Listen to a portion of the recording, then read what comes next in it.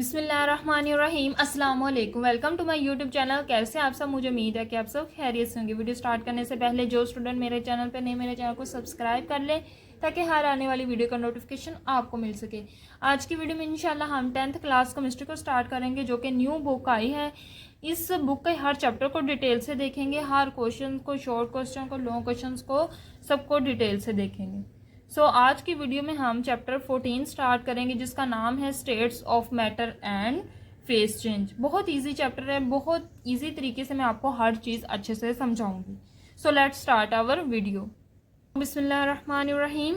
सबसे पहली जो लाइन आपकी बुक में लिखी गई है पहले चैप्टर की, जो मैटर है उसकी 4 स्टेट्स हैं: गैस, लिक्विड, सॉलिड, प्लाज्मा। अब जो मैटर है वो है क्या?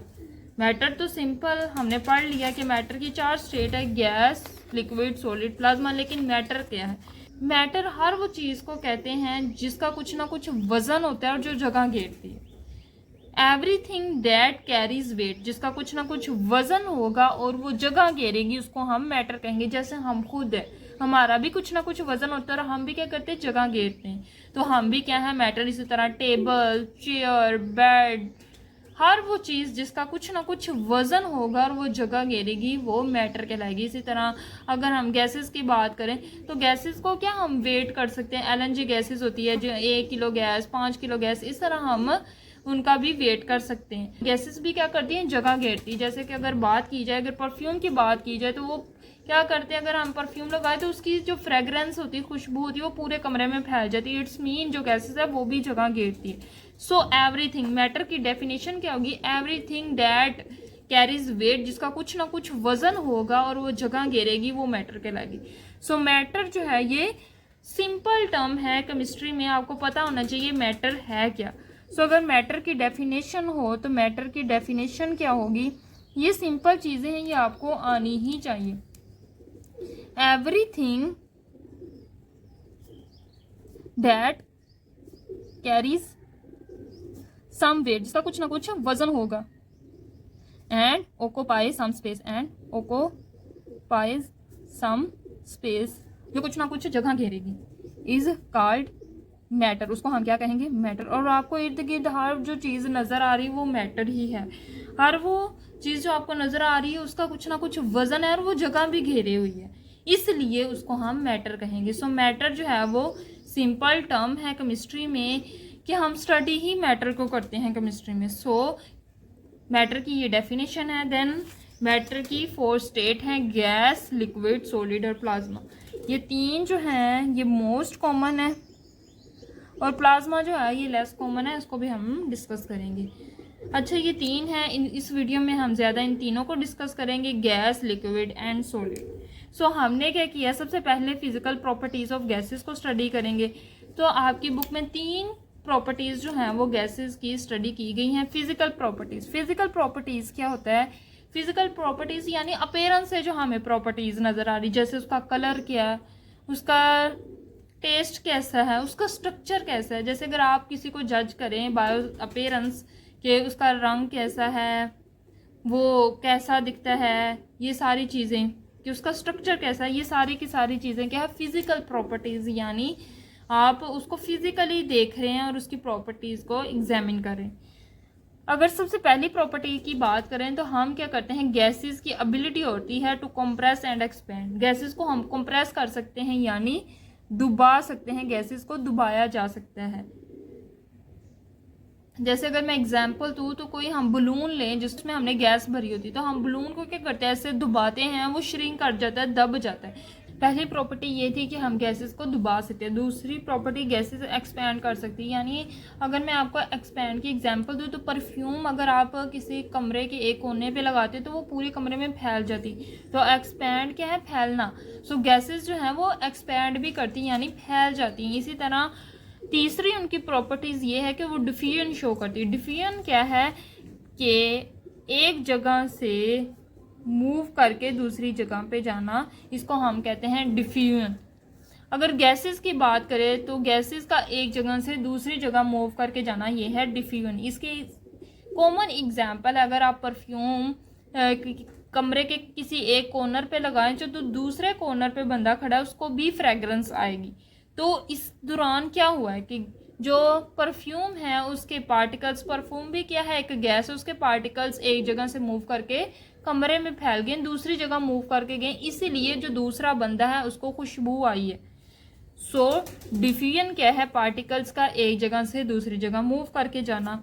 सो डिफ्यूजन से हमें क्या पता चला, अब डिफ्यूजन कैसे होगी, जब कुछ ना कुछ पार्टिकल्स जो हैं वो एक जगह से दूसरी जगह मूव करके जाएंगे। सो गैसेस डिफ्यूजन कर रहे हैं। सो हमें इससे पता चला जो गैसेस हैं वो कंपोज होती पार्टिकल्स, कंपोज्ड ऑफ पार्टिकल्स।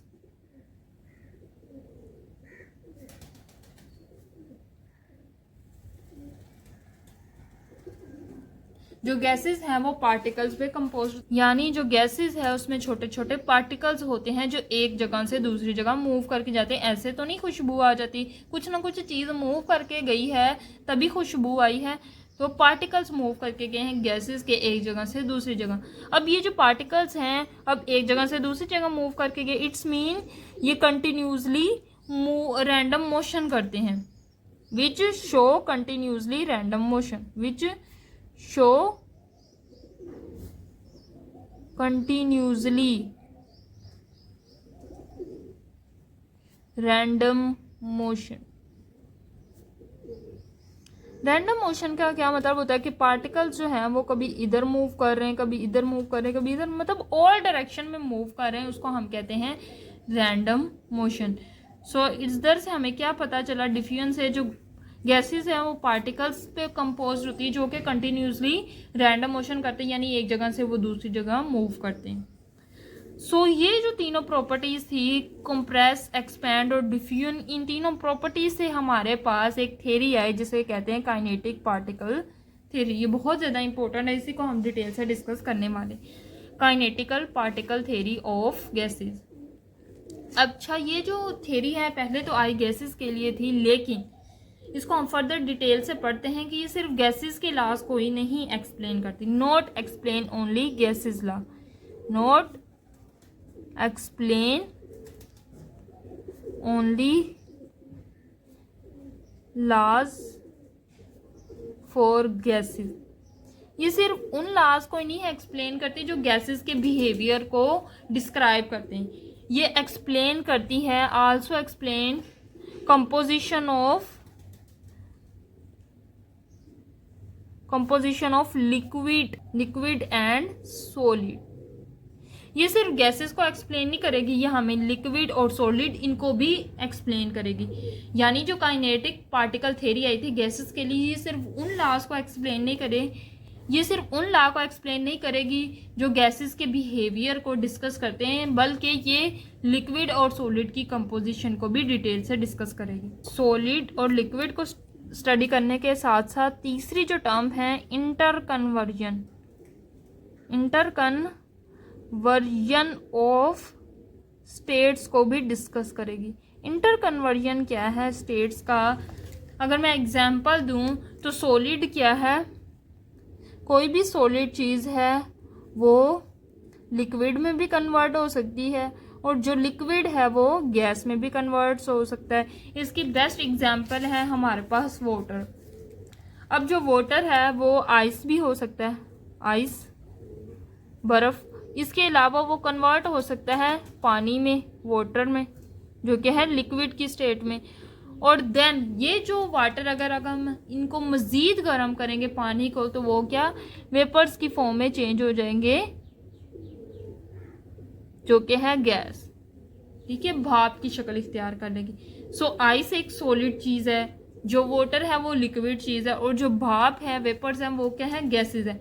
तो ये क्या हो रही, इंटर कन्वर्जन हो रही, सॉलिड से लिक्विड, लिक्विड से गैसेज। ये जो कन्वर्जन है इसको हम कहते हैं इंटर कन्वर्जन ऑफ स्टेट्स। जैसे हमें पता चला कि ये जो तीन फिजिकल स्टेट हैं, solid, liquid, gases, they are distinct by physical property. ये सिर्फ फिजिकल प्रॉपर्टी से डिफरेंस है, यानी इनका देखने में टेक्सचर अलग है, इनका स्ट्रक्चर अलग है, लेकिन इनकी केमिकल नेचर जो है वो सेम रहेगी। एग्जाम्पल हमारे पास वाटर है, जैसे अगर हम पानी की बात करें तो पानी का फॉर्मूला होता है H2O। अगर वो आइस की शक्ल में यानी सॉलिड की शक्ल में तो भी उसका फॉर्मूला क्या रहेगा, H2O। तो भी उसमें क्या है, जो इसका केमिकल नेचर क्या है H2O, लेकिन अगर वो लिक्विड की शक्ल में आ जाए, पानी की शक्ल में, तो भी उसकी केमिकल नेचर क्या रहेगी, H2O, उसका फार्मूला H2O ही रहेगा। लेकिन अगर ये पानी जो है इसको हम मज़ीद गर्म करें और ये वेपर्स में चेंज हो यानी गैसेस में चेंज हो जाए, तो भी इसका फॉर्मूला जो है वो H2O ही रहेगा। ये काइनेटिक थ्योरी के कुछ पॉइंट्स है। इसके बाद हम जो काइनेटिक थ्योरी है वो गैसेस के लिए भी स्टडी करेंगे, लिक्विड के लिए भी और सॉलिड के लिए भी। अब हम स्टडी करने लगे हैं kinetic particle theory of gases. अब जो गैसेस की काइनेटिक पार्टिकल थ्योरी, सबसे पहले हमने गैसेस का डिफ्यूजन के बारे में पढ़ा था, तो वहां से हमें क्या इन्फॉर्मेशन मिली थी, गैसेस जो है वो कंपोज होती पार्टिकल्स से, यानी अगर किसी कंटेनर में गैस है तो उसके कुछ ना कुछ पार्टिकल्स होंगे, गैस जो है वो पार्टिकल से मिलकर बनी होती जो कि कंटिन्यूसली रैंडम मोशन करते हैं, which are in continuous state of random motion in all direction. All direction का क्या मतलब है, उसकी मोशन इधर भी हो सकती है, इधर भी हो सकती है, इधर ऊपर नीचे हर जगह वो हर तरफ मोशन शो करे, तो ऐसी मोशन को हम कहते हैं random motion in all direction. So पहला पॉइंट तो ये हो गया, ये पुराने वाला ही पॉइंट है। इसके बाद हम आते हैं अगले पॉइंट की तरफ। दूसरा ये है कि जो प्रेशर है गैसेस एग्जर्ट करती, अगर वो उन्हें कंटेनर में डाला जाए तो ये जो प्रेशर है जो गैसेस एग्जर्ट करेंगी वो क्या होगा, इसके जो पार्टिकल्स हैं उनकी कुलियन टकराव, कुलियन क्या होता है, टकराना। जो गैसेस के पार्टिकल हैं इनकी वॉल के, कंटेनर की वॉल के साथ जो कुलियन है ना, उससे जो प्रेशर एग्जर्ट हो रहा है उसको हम कहेंगे प्रेशर ऑफ गैसेस। वो क्या करेंगी, प्रेशर डालेंगी, ये पार्टिकल इस वॉल के साथ कुलियन करेगा, ये पार्टिकल इस वॉल के साथ, तो पार्टिकल्स क्या करेंगे, इस कंटेनर की वॉल के साथ कोलाइड करेंगे, टकराएंगे, वॉल के साथ टकराएंगे तो वो प्रेशर एग्जर्ट करेंगे। सो प्रेशर जो गैसेस का pressure exerted by gases in a container is due to collision of its particle with the walls of container। जो प्रेशर है वो कैसे एग्जर्ट होगा गैसेस का, जब गैसेस के जो पार्टिकल्स है वॉल के कंटेनर के साथ कुलियन करेंगे। ठीक है। अब तीसरी बात कुलियन। अब हमने बात की कुलियन क्या है, टकराव। पार्टिकल्स का पार्टिकल के साथ भी हो सकता है और पार्टिकल का वॉल के साथ भी टकराव हो सकता है, लेकिन ये जो कुलियन है बिटवीन दी पार्टिकल्स, एक पार्टिकल्स की दूसरे पार्टिकल के दौरान, एक पार्टिकल्स की दूसरे पार्टिकल से जो कुलियन है उसमें ना तो एनर्जी लॉस होगी या ना ही एनर्जी का गेन होगा ड्यू टू फ्रिक्शन। फ्रिक्शन कहते हैं रगड़ को। एग्जाम्पल, एक बॉल है, अगर मैं उसको फेंकती हूँ तो वो क्या करेगी, फ्लोर के ऊपर आहिस्ता आहिस्ता रगड़ खाती हुई उसकी जो स्पीड है वो कम होती जाएगी। वो क्यों कम हो रही, फ्रिक्शन की वजह से। उसकी जो रगड़ है फ्लोर के साथ उसकी वजह से उसकी जो स्पीड है वो आहिस्ता आहिस्ता कम होती जाएगी। फ्रिक्शन कहते हैं रगड़ को। जब जो गैस के पार्टिकल, अगर ये पार्टिकल दोनों एक दूसरे से टकराएंगे तो ना इसके दौरान एनर्जी कम होगी ना ही एनर्जी ज़्यादा होगी। दूसरी बात ये है कि जो गैसेस के पार्टिकल्स होते हैं अगर हम देखें तो बहुत दूर दूर होते हैं, उनके दरमियान कोई फोर्स ऑफ अट्रैक्शन नहीं होती, इसलिए तो वो पूरे के पूरे जहाँ अगर उनको स्पेस मिले वो वहाँ ही फैल जाते। अगर एक कमरे में थोड़ी सी गैस या परफ्यूम छोड़ी जाए तो वो पूरे कमरे में फैल जाएंगे, उसके पार्टिकल एक दूसरे से इतने ज़्यादा दूर हो जाएंगे, तो उनके दरमियान जो इंटर अट्रैक्शन है एक पार्टिकल की दूसरे पार्टिकल के दरमियान वो निग्लिजिबल है, यानी ना होने के बराबर है। एक पार्टिकल की दूसरे पार्टिकल से जो अट्रैक्शन है, यानी एक पार्टिकल दूसरे पार्टिकल को अट्रैक्ट करता है, लेकिन जो गैस के पार्टिकल्स हैं उनकी अट्रैक्शन ना होने के बराबर हैं, क्योंकि वो क्या वाइडली अपार्ट एक दूसरे से बहुत ज़्यादा दूर हैं लो प्रेशर पे। ये सारी बात हो रही लो प्रेशर के, प्रेशर कम है तो पार्टिकल एक दूसरे से बहुत ज़्यादा दूर है और उनके दरमियान जो अट्रैक्टिव फोर्स है वो ना होने के बराबर है। कि जो average kinetic energy of particles, average kinetic energy क्या है, काइनेटिक एनर्जी क्या है, मूव करने के लिए पार्टिकल्स को जो एनर्जी रिक्वायर्ड होती है ना उसको हम कहते हैं kinetic energy, required for motion. Motion के लिए जो एनर्जी, मूवमेंट के लिए जो एनर्जी चाहिए उसको हम कहते हैं काइनेटिक एनर्जी। और जो पार्टिकल्स है गैस के पार्टिकल्स, उनकी एवरेज काइनेटिक एनर्जी जो है वो डायरेक्टली प्रोपोर्शनल है। ये साइन किसके लिए है, डायरेक्टली प्रोपोर्शनल के लिए, वो होती है टेम्परेचर के। और टेम्परेचर जो है वो किस स्केल में होता है, केल्विन स्केल। टेम्परेचर के 3 स्केल होते हैं, Kelvin scale, Celsius scale, Fahrenheit scale. लेकिन average kinetic energy of particles को मेजर करने के लिए हम जो टेम्परेचर यूज़ करते हैं उसका स्केल होता है केल्विन में। सो आप याद रखें किसी भी पार्टिकल की एवरेज को काइनेटिक एनर्जी है, जो गैसेस के पार्टिकल्स हैं उनकी एवरेज काइनेटिक एनर्जी जो है वो डायरेक्टली प्रोपोर्शन करती है टेम्परेचर की। यानी जितना ज़्यादा टेम्परेचर होगा पार्टिकल्स की मोशन भी उतनी ही ज़्यादा होगी, पार्टिकल्स उतनी ही फास्टली मूव करेंगे। सो अगर मैं एग्जांपल दूं, अगर किसी गैस है, दो गैस है, इसका टेम्परेचर है 5 केल्विन और इसका टेम्परेचर है 10 केल्विन, तो इसके पार्टिकल्स की जो एनर्जी है वो ज़्यादा फास्टली मूव करेंगे क्योंकि इसका टेम्परेचर क्या है ज़्यादा, लेकिन इसका 5 केल्विन है, इसके पार्टिकल जो है वो कम एनर्जी से मूव करेंगे, उनकी काइनेटिक एनर्जी कम होगी, एवरेज काइनेटिक एनर्जी, सो उनकी मोशन ज़्यादा नहीं होगी। लेकिन जो पार्टिकल जिनका टेम्परेचर ज़्यादा है उनकी मोशन भी ज़्यादा होगी। इसी तरह एक और गैस है जिसको मैंने 10 केल्विन ही टेम्परेचर दिया, सो उसकी जो काइनेटिक एनर्जी है वो बिल्कुल इस गैस के बराबर होगी। ये गैस ए है, सपोज ये गैस बी है, तो दोनों गैस की जो काइनेटिक एनर्जी है वो बिल्कुल बराबर होगी क्योंकि दोनों का जो टेम्परेचर है वो बिल्कुल सेम है। सो अगली लाइन यही है कि the average kinetic energy is same for all gases eight same temperature. अगर टेम्परेचर सेम होगा तो सारी गैसेज की काइनेटिक एनर्जी भी सेम होगी। सो ये थी kinetic particle theory for gases. अभी हमने डिस्कस की काइनेटिक थ्योरी फॉर गैसेस, अब हम करने लगे काइनेटिक थ्योरी फॉर लिक्विड। हमने पीछे बात की थी कि जो काइनेटिक थ्योरी है वो सिर्फ गैसेस को ही नहीं एक्सप्लेन करेगी, लिक्विड को भी एक्सप्लेन करेगी, सॉलिड को भी एक्सप्लेन करेगी। सो पहले हमने बात की जो गैसेस अगर वो कंटेनर में हो तो वो एक दूसरे से वाइडली अपार्ट होंगी, दूर दूर होंगी। लेकिन अगर हम लिक्विड की बात करें, वो किसी कंटेनर में हो तो उसके जो पार्टिकल्स हैं वो एक दूसरे के क्वाइट क्लोज होंगे, एक दूसरे के थोड़े थोड़े जो हैं वो करीब होंगे। So particles in liquid are quite close to each other, उनकी जो क्लोजीनेस है वो एक दूसरे के करीब होगी, वो एक दूसरे के करीब होंगे और वो भी क्या करेंगे, हर डायरेक्शन में मूव करेंगे, इधर भी उधर भी, उनकी डायरेक्शन भी ऑल होगी, हर डायरेक्शन में जो पार्टिकल्स हैं वो मूव करेंगे। इसी तरह गैसेस में भी, गैसेस के पार्टिकल्स भी क्या करते थे, हर डायरेक्शन में रैंडमली मूव करते थे। तीसरा ये कि जो लिक्विड है उनकी कोई फिक्स्ड पोजीशन नहीं होती, ना ही उनकी फिक्स्ड शेप होती है। अगर मैं इस पार्टिकल की बात करूं तो मैंने कहा वो ऑल डायरेक्शन में मूव कर रहा है, हो सकता है उसकी पोजीशन पहले यहाँ, लेकिन कुछ देर बाद यही पार्टिकल मूव करके यहाँ आ जाए। यानी जो लिक्विड के पार्टिकल्स हैं उनकी जो मोशन है वो फिक्स्ड नहीं होती, ना ही उनकी शेप फिक्स्ड होती है। जैसे अगर मैं किसी ग्लास में लिक्विड को डालूं तो वो ग्लास की शक्ल इख्तियार कर लेगा, लेकिन उसी लिक्विड को अगर मैं जग में डालूं तो वो जग की शक्ल इख्तियार कर लेगा। इसी तरह किसी और बर्तन में डालूं, जिस तरह का बर्तन होगा उसकी शेप भी वैसे की वैसी हो जाएगी। यानी जो पार्टिकल्स ऑफ लिक्विड हैं उनकी ना ही फिक्स्ड पोजीशन होती है, ना ही फिक्स्ड शेप होती है। आगे अब ये जो पार्टिकल्स हैं एक दूसरे के करीब है, जो गैसेस के पार्टिकल्स थे एक दूसरे से दूर दूर थे, उनकी कोई फोर्स ऑफ अट्रैक्शन नहीं थी। लेकिन ये जो पार्टिकल हैं लिक्विड के, ये एक दूसरे के करीब करीब में, एक दूसरे के करीब होने की वजह से एक पार्टिकल की दूसरे पार्टिकल से अट्रैक्शन है, एक पार्टिकल दूसरे पार्टिकल को अपनी तरफ खींच रहा है। ये जो फोर्स ऑफ अट्रैक्शन है एक पार्टिकल की दूसरे पार्टिकल के दौरान, इसको हम कहते हैं इंटर पार्टिकल फोर्स, यानी एक पार्टिकल और दो पार्टिकल दोनों के दरमियान, तो इसलिए इसको कहेंगे inter particle force.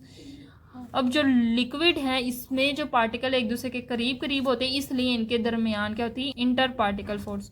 Due to presence of inter particle force जो लिक्विड है इनका वॉल्यूम क्या होता है, फिक्स्ड होता है। यानी लिक्विड, सपोज मैंने वाटर लिया 1 लीटर ले लिया, चाहे मैं उसको ग्लास में डालूं, जग में डालूं, जिस भी बर्तन में डालूं, उसका वॉल्यूम 1 लीटर ही रहेगा, उसका वॉल्यूम चेंज नहीं होगा।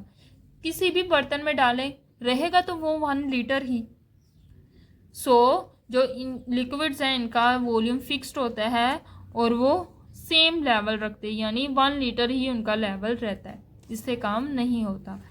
इसके बाद ये है कि जो लिक्विड के पार्टिकल्स है वो 3 टाइप्स की मोशन शो करते हैं। 3 टाइप्स की मोशन कौन कौन सी हैं, जो मोशंस की हैं वो मेन 3 टाइप्स होती हैं। वन बाय वन तीनों को डिस्कस करते हैं। Translatory motion,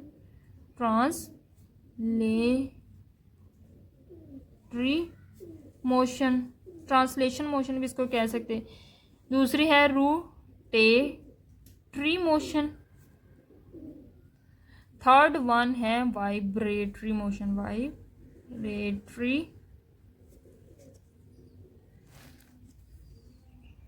motion. Translatory motion क्या है, वाइब्रेटरी मोशन क्या है और रोटेटरी मोशन क्या है। ट्रांसलेटरी मोशन क्या है, पार्टिकल का एक जगह से दूसरी जगह मूव कर जाना। एक जगह से दूसरी जगह मूव करना क्या है, ट्रांसलेटरी मोशन या ट्रांसलेशन मोशन। रोटेटरी मोशन क्या है, इस तरह मूव करना किसी चीज़ का अपने ही एक्सिस के गिर्द, ये क्या है, रोटेटरी मोशन। अपनी एक्सिस के गिर्द मूव करना, ये है रोटेटरी मोशन। और थर्ड वन वाइब्रेटरी मोशन क्या है कि कोई पेंडुलम है उसको लगाएं तो वो बार कभी इधर इस तरह मोशन शो करे। तो ये क्या है, एक फिक्स पोजीशन में वो ओसिलेट कोई चीज़ करे तो इसको हम कहते हैं वाइब्रेटरी मोशन। इस तरह वाली मोशन क्या है, वाइब्रेटरी मोशन। ट्रांसलेटरी मोशन क्या है, एक जगह से दूसरी जगह मूव करके जाना। रोटेटरी मोशन क्या है, ऐसे रोटेट करना अपने एक्सिस के गिर्द। और वाइब्रेटरी मोशन क्या है कि अपनी जगह के गिर्द ओसिलेट करना, इस तरह मूव करना। तो ये 3 टाइप है मोशन की। ट्रांसलेटरी मोशन जैसे कि अगर कोई बच्चा साइकिल चला रहा है तो वो क्या कर रहा है, ट्रांसलेटरी मोशन शो कर रहा है। रोटेटरी मोशन जैसे फ़ैन चल रहा है तो फ़ैन की क्या मोशन है, रोटेटरी मोशन। वाइब्रेटरी मोशन अगर आप देखें कोई लॉक होता है जिसके नीचे पेंडुलम लगा होता है, वो लॉक है उसके नीचे ऐसे पेंडुलम लगा होता है तो पेंडुलम की जो मोशन है वो है वाइब्रेटरी मोशन। सो जो साइकिल है वो ट्रांसलेटरी मोशन शो कर रही है, जो फ़ैन है पंखा है वो रोटेटरी मोशन शो कर रही है, और जो क्लॉक के नीचे पेंडुलम है वो वाइब्रेटरी मोशन शो कर रहा है। सो ये 3 टाइप हैं। सो आपने याद रखना है जो सॉलिड जो गैसेस हैं और लिक्विड हैं, ये दोनों ही ये तीनों मोशन शो करते हैं। गैसेस के पार्टिकल्स भी ट्रांसलेटरी, रोटेटरी, वाइब्रेटरी तीनों मोशन शो करेंगे, और लिक्विड के जो पार्टिकल हैं वो भी ट्रांसलेटरी, रोटेटरी, वाइब्रेटरी तीनों मोशन शो करेंगे। अब हम आते हैं kinetic theory for solid. Solid की काइनेटिक थ्योरी को स्टडी करते हैं। जो सॉलिड है अगर हम उसकी बात करें तो उसके जो पार्टिकल्स हैं वो एक दूसरे के बहुत करीब होते हैं, इस तरह होते हैं, बिल्कुल अरेंज पोजीशन में होते हैं।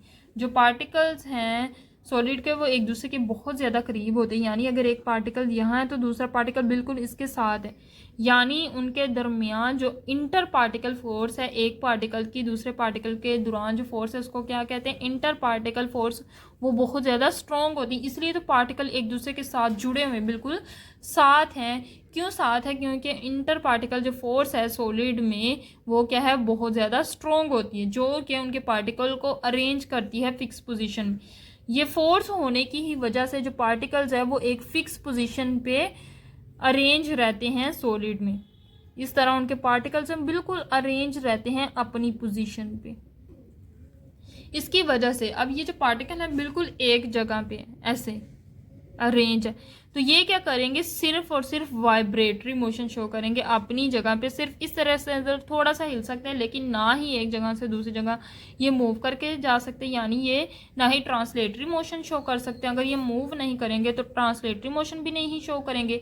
अगर ये जो पार्टिकल है मूव नहीं कर सकते तो रोटेटरी मोशन कैसे शो करेंगे, इस तरह कैसे मूव करेंगे, ना ही ये रोटेटरी मोशन शो कर सकते, सिर्फ वाइब्रेटरी अपनी जगह पे थोड़ा सा हिल सकते हैं, थोड़ी सी वाइब्रेटरी मोशन शो कर सकते हैं। सो जो सॉलिड के पार्टिकल्स हैं वो सिर्फ और सिर्फ वाइब्रेटरी मोशन शो करते हैं, जबकि गैसेस और लिक्विड के जो पार्टिकल्स हैं वो तीनों की तीनों मोशन शो करते हैं। जो सॉलिड के सब्सटेंस है उनका फिक्स्ड वॉल्यूम होता है। जैसे अगर आइस ले लें तो उसका वॉल्यूम फिक्स रहेगा, इतना ही वॉल्यूम रहेगा, चाहे उसको जहाँ भी रख लें उसका वॉल्यूम फिक्स रहेगा और उसकी शेप भी क्या रहेगी, फिक्स रहेगी। सपोज अगर हम कोई और सॉलिड की एग्जांपल ले ले तो ये जो पेन है ये भी क्या है, एक सॉलिड। अब देखो इसका वॉल्यूम फिक्स है, इसका वॉल्यूम मैं इसको जितना मर्जी हिला लूँ, ये जो पेन है पॉइंटर, इसका वॉल्यूम चेंज नहीं होगा, ना ही इसकी शेप चेंज होगी, इसकी फिक्स्ड शेप है। जैसे कि आपको शेप नज़र आ रही है इसकी, यही शेप रहेगी इस पॉइंटर की। सो जो सॉलिड होते हैं उनका वॉल्यूम भी फिक्स होता है और उनकी शेप भी फिक्स होती है। सो ये था इंट्रोडक्शन इस चैप्टर का। अब हम इस चैप्टर का पहला टॉपिक डिस्कस करेंगे, इंटरनल एनर्जी। आपकी बुक का पहला टॉपिक है पहले चैप्टर का, वो है इंटरनल एनर्जी। इंटरनल एनर्जी क्या होती है, किसी भी सब्सटेंस की जो टोटल एनर्जी होती है जो उसकी बॉडी में प्रेजेंट है वो उसकी कहलाएगी इंटरनल एनर्जी। टोटल एनर्जी किसी भी सब्सटेंस की क्या कहलाएगी, internal energy. The total the total energy of a substance is called internal energy. वो क्या कहलाएगी? Internal energy. अब जो इंटरनल एनर्जी होती है ना, उसमें दो तरह की एनर्जी पाई जाती है, काइनेटिक एनर्जी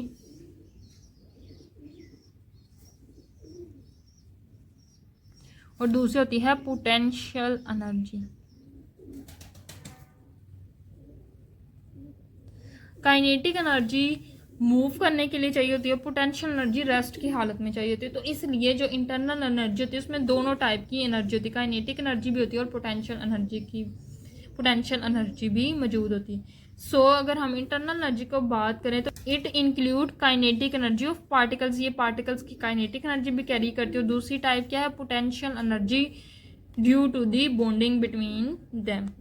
अगर एक पार्टिकल दूसरे पार्टिकल से बॉन्ड बना के रखेगा तो ही वो पार्टिकल जो है वो दूसरा पार्टिकल को रेस्ट की हालत में रखेगा। सो जो पोटेंशियल एनर्जी आती है वो बॉन्डिंग की वजह से आती है और काइनेटिक एनर्जी मोशन के लिए होती है पार्टिकल्स के पास। सो ये दो तरह की एनर्जीज होती हैं इंटरनल एनर्जी में। देन थर्ड टर्म ये है कि जो इंटरनल एनर्जी होती है वो इंक्रीज करती है हीट से। जैसे जैसे आप किसी सब्सटेंस को हीट देंगे वैसे वैसे ही इसकी जो इंटरनल एनर्जी होगी वो इंक्रीज करेगी। जैसे अगर हम बात करें वाटर्स के वेपर्स की, तो जैसे जैसे हम हीट देते हैं वाटर के वेपर उसी तरह अपनी मोशन तेज करते हैं, उनकी जो एनर्जी है वो इंक्रीज होती। So heat increases the internal energy of the system, increases system की इंटरनल एनर्जी इंक्रीज करती है। सो आपकी बुक में छोटे छोटे क्वेश्चंस दिए गए हैं क्विक चेक की फॉर्म में, सो हम वो करेंगे। सो क्विक चेक 14.1 करेंगे। इसका सबसे पहला क्वेश्चन है what is translational motion. Translational motion मैंने आपको क्या बताया? पार्टिकल का एक जगह से दूसरी जगह मूव करके जाना, ये क्या है? Translational motion. So translational motion is the movement of particle from one position to another in space. Space में पार्टिकल का एक जगह से दूसरी जगह मूव करके जाना क्या है? Translational motion.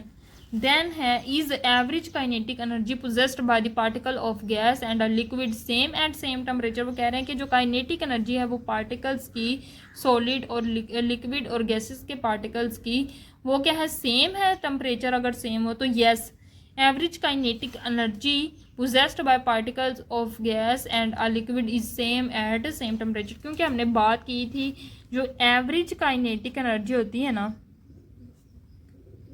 वो डायरेक्टली प्रोपोर्शन होती है टेम्परेचर का। जितना ज़्यादा टेम्परेचर होगा उतनी ही ज़्यादा काइनेटिक एवरेज काइनेटिक एनर्जी होगी। सो अगर सॉलिड का भी, अगर हम बात करें लिक्विड का भी 10 केल्विन टेम्परेचर है और गैसेस का भी 10 केल्विन टेम्परेचर, तो दोनों के पार्टिकल्स की एवरेज काइनेटिक एनर्जी भी सेम ही होगी। सपोज इसकी 5 है तो इसके पार्टिकल की भी काइनेटिक एनर्जी 5 ही होगी।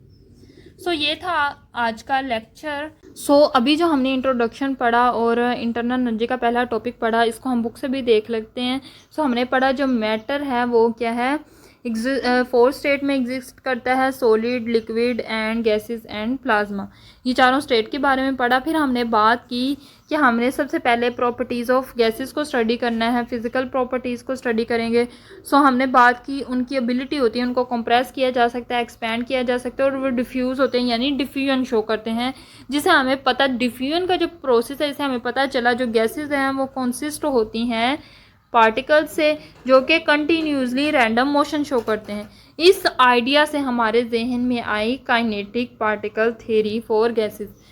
देन हमने डिस्कस किया जो काइनेटिक पार्टिकल थ्योरी है वो सिर्फ not explain all the law which govern the behaviour of gases. ये सिर्फ उन लॉज को नहीं एक्सप्लेन करेगी जो गैसेस की बिहेवियर को शो करती, but also explain composition of solid and liquid state. ये कंपोजिशन ऑफ सॉलिड और लिक्विड स्टेट को भी एक्सप्लेन करेंगी और conversion of all 3 states. Conversion क्या है? इंटर कन्वर्जन क्या है कि सॉलिड का लिक्विड में चेंज होना है ना, लिक्विड का गैसेस में चेंज होना, ये क्या है? Inter conversion of 3 state. ये सारा कुछ नेचुरल है, यानी जो सॉलिड है वो लिक्विड में भी चेंज हो सकता है, जो लिक्विड है वो गैसेस में भी चेंज हो सकता है। क्यों? क्योंकि जो फिजिकल स्टेट्स हैं वो डिफरेंट हैं इन देयर फिजिकल प्रॉपर्टीज़, यानी सॉलिड, लिक्विड, गैस ये चेंज है फिजिकल प्रॉपर्टीज़ से, लेकिन इनका जो केमिकल नेचर है वो है सेम। जैसे मैंने एग्जाम्पल दिया आपको पानी की, वो आइस में हो चाहे वो हो लिक्विड वाटर में, चाहे वो वेपर्स में हो। अब अगर आइस में होगा तो वो सॉलिड है, वाटर की शक्ल में होगा तो वो लिक्विड है, वेपर्स की शक्ल में होगा तो वो क्या है? गैस। तीनों स्टेट्स क्या हैं, अलग अलग, सब डिफरेंट है बाय देयर फिजिकल प्रॉपर्टीज़, वो स्ट्रक्चर से डिफरेंट है लेकिन सबकी जो केमिकल नेचर है सेम है। पानी का फॉर्मूला तो H2O ही रहेगा, चाहे वो लिक्विड में हो, चाहे वो सॉलिड में हो, चाहे वो गैसियस स्टेट में हो। So water in all it's 3 physical state remain chemically the same compound, तो उसका जो कंपाउंड है H2O वो सेम ही रहेगा। देन थर्ड हमने डिस्कस की kinetic particle theory for gases, जिससे हमें पता चला जो गैसेस है वो पार्टिकल में कंपोज होती है जो कि continuous state of random motion show करते हैं ऑल पॉसिबल डायरेक्शन में। जब देन हमने प्रेशर की बात की, जो प्रेशर है गैसेस का वो एग्जर्ट होता है due to collision of particles with the wall of container. जो गैसेस का प्रेशर वो एग्जर्ट होता है उनकी कोलिजन, पार्टिकल की वॉल के साथ कोलिजन की वजह से प्रेशर एग्जर्ट होता है। देन थर्ड बात हमने की कि जो प्रेशर है कंटेनर का वो चेंज नहीं होगा एट कांस्टेंट टेम्परेचर, अगर टेम्परेचर सेम रहेगा तो प्रेशर भी क्या रहेगा, सेम रहेगा। So third term collision between its particle do not involve any loss and gain of energy due to friction. हमने बात की प्रेशर में हमने बात की कोलिजन की। सो हमने कोलिजन में बात की जो पार्टिकल्स हैं उनकी कोलिजन में ना तो एनर्जी रिलीज होगी ना ही गेन होगी। अट्रैक्टिव फोर्स जो है between the particle are assumed as negligible since the particle are widely apart at low pressure.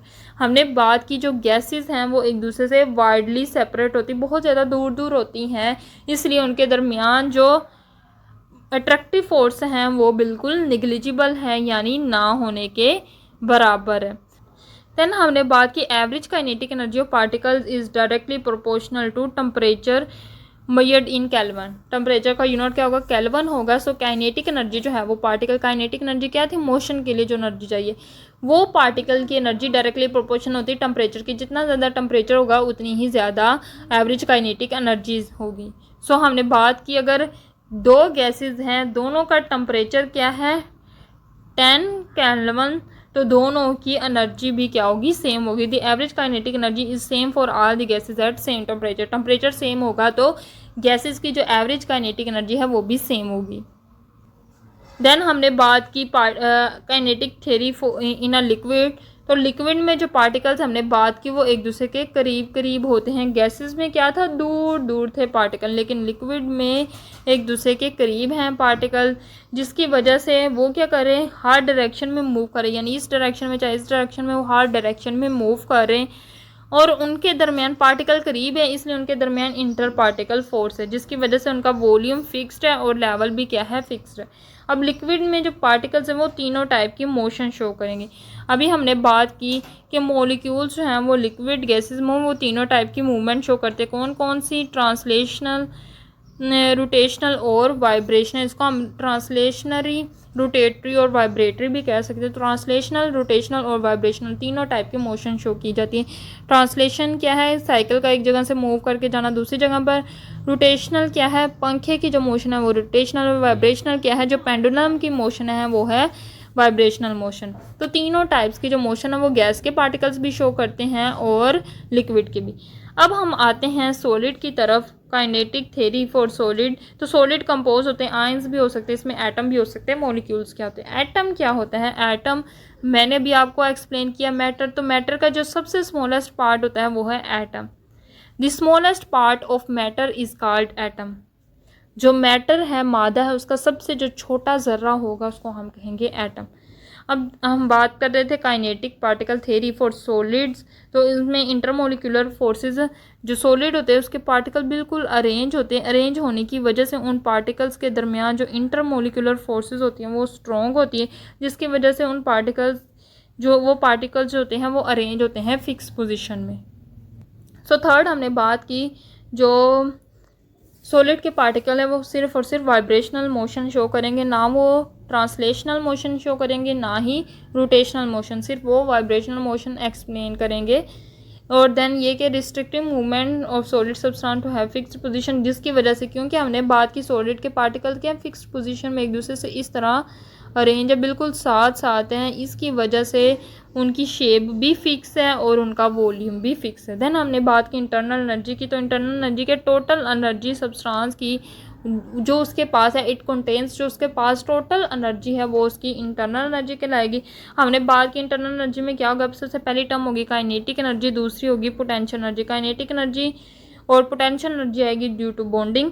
Heat increase होगी तो इंटरनल एनर्जी भी इंक्रीज होगी। देन हमने ये दोनों क्विक चेक की, ये पहला क्विक चेक है व्हाट इज़ ट्रांसलेशनल मोशन, ये भी हमने बात की, और देन हमने दूसरे क्विक चेक की बात की। सो ये थी आज की वीडियो। पहले मैंने डिटेल से डिस्कस किया, फिर बुक से बताया। मुझे उम्मीद है कि आपको वीडियो पसंद आई होगी। वीडियो अच्छी लगी तो वीडियो को लाइक करें। मज़ीद इसी तरह की वीडियोज़ के लिए मेरे चैनल को सब्सक्राइब करें। दुआ में ज़रूर याद रखिएगा। अल्लाह हाफिज़।